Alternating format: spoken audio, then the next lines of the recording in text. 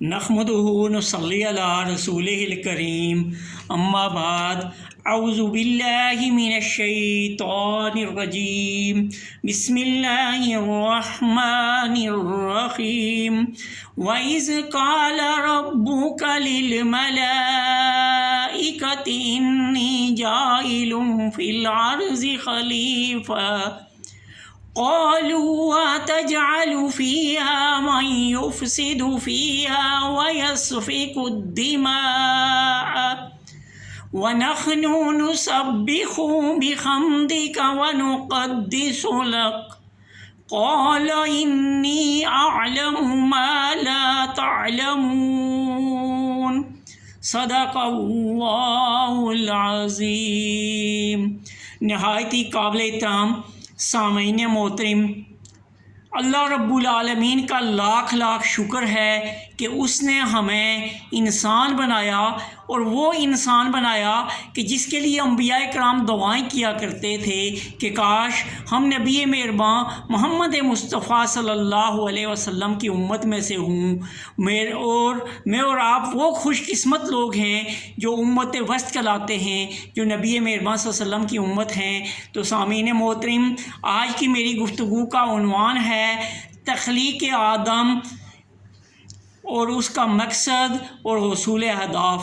تو سامعین کرام، جس طرح کہ میں نے آپ کے سامنے سورہ بقرہ کی ایک آیت تلاوت کی، اور جس میں میری اور آپ کی زندگی کا مقصد جو ہے وہ اللہ رب العالمین نے بیان کیا ہے، اور میں اور آپ اللہ رب العالمین کے نائب کی حیثیت سے اس دنیا کے اوپر آئے ہیں، خلیفۃ اللہ فی الارض کی حیثیت سے اس دنیا کے اوپر آئے ہیں۔ تو جیسا کہ آپ کو معلوم ہے کہ اس دنیا کے اوپر بے شمار اللہ رب العالمین کی مخلوقات ہیں، جو بہت ساری تو ہم نے دیکھی ہیں اور بہت ساری ابھی ہماری نظروں سے اوجھل ہیں۔ تو یہ تمام مخلوقات جب نہیں تھی اس وقت بھی اللہ تھا، اور جب نہیں ہوں گی اس وقت بھی اللہ ہوگا۔ لیکن اس تمام مخلوقات کے اندر اللہ رب العالمین نے مجھے اور آپ کو کیوں پیدا کیا، اس کے لیے اللہ رب العالمین فرماتا ہے وَإِذْ قَالَ رَبُّكَ لِلْمَلَائِكَةِ إِنِّي جَاعِلٌ فِي الْأَرْضِ خَلِيفَةً، اور جب تمہارے رب نے فرشتوں سے کہا کہ میں زمین کے اوپر اپنا ایک نائب بنانا چاہتا ہوں، اپنا ایک خلیفہ بنانا چاہتا ہوں، قالوا أتجعل فيها من يفسد فيها ويسفك الدماء، تو ان فرشتوں نے پھر کیا کہا اللہ رب العالمین سے کہ اللہ رب العالمین یہ جو آپ نائب بنا رہے ہیں یہ تو زمین کے اوپر دنگا فساد کرے گا، خون خرابہ کرے گا، وَنَحْنُ نُسَبِّحُ بِحَمْدِكَ وَنُقَدِّسُ لَكَ، اور ہم ہیں کہ تیری تسبیح بیان کرتے ہیں، تیری پاکی بیان کرتے ہیں اور تیری تقدیس بیان کرتے ہیں۔ اللہ رب العالمین نے فرمایا قال انی اعلم ما لا تعلمون، کہ جو کچھ مجھے معلوم ہے وہ تم کو معلوم نہیں ہے۔ اب اللہ رب العالمین نے جو فرشتے بنائے ہیں وہ ایک نوری مخلوق ہیں، اور اسی طرح ایک اور بڑی اللہ کی جو مخلوق تھی وہ جنات تھے، جو ناری مخلوق تھی، جو آگ سے بنی تھی۔ تو یہ دو مخلوقات جو ہے یہ عقل و شعور رکھنے والی تھی، لیکن فرشتے جو ہے وہ ایک اسپیسیفک اللہ کے آرڈر کے علاوہ کوئی کام نہیں کر سکتے، اور اسی طرح جنات جو ہیں وہ اللہ رب العالمین کی عبادت بھی کرتے ہیں۔ اور فرشتوں کی جو تعداد تھی وہ تعداد ہے، یعنی کہ آپ دیکھیں کہ جس طرح کہ بیت المعمور ہے، جس طرح ہمارا خانہ کعبہ اسی کے اوپر بیت المعمور ہے، اور ایک فرشتہ اگر طواف کر دے زندگی میں ایک دفعہ تو کبھی دوبارہ اس کو موقع نہیں ملتا، یعنی اتنی تعداد ہے۔ اور ان فرشتوں کے اندر ایک جن بھی اتنا عبادت گزار تھا، عزازیل نام تھا اس کا، کہ اس کی عبادت کی وجہ سے اس کو فرشتوں کی صفوں میں شامل کیا گیا تھا، اور اللہ رب العالمین اس کو بھی فرشتوں کی صفوں میں شامل کرتے تھے۔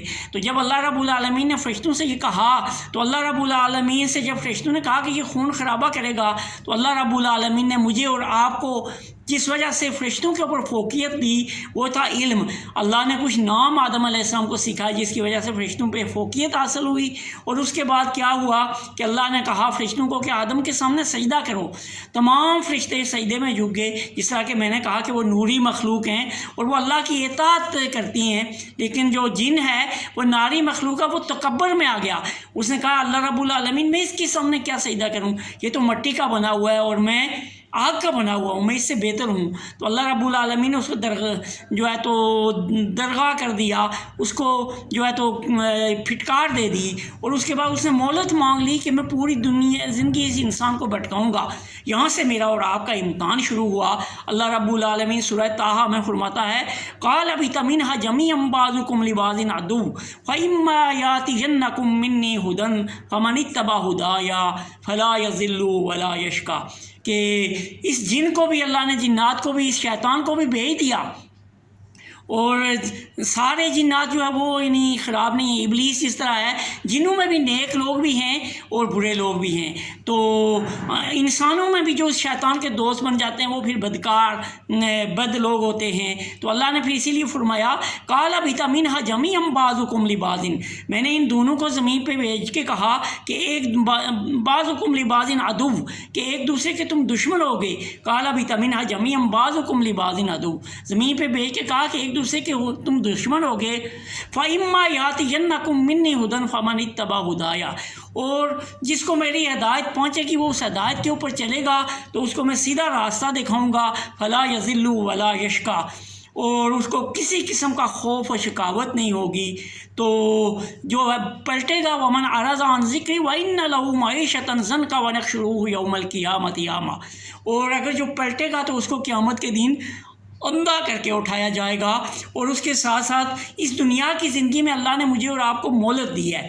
अब वो मोहलत इस तरह दी कि मुख्तलिफ़ अदवार में अंबिया कराम आते रहे, जो इस इंसानियत को जो है वो हिदायत का रास्ता दिखाते रहे, और आखिर में नबी मेहरबान सल्लल्लाहु अलैहि वसल्लम जो हमारे नबी हैं, हमारे आका व हादी हैं, हमारे राहबर हैं, हमारे रहनुमा हैं।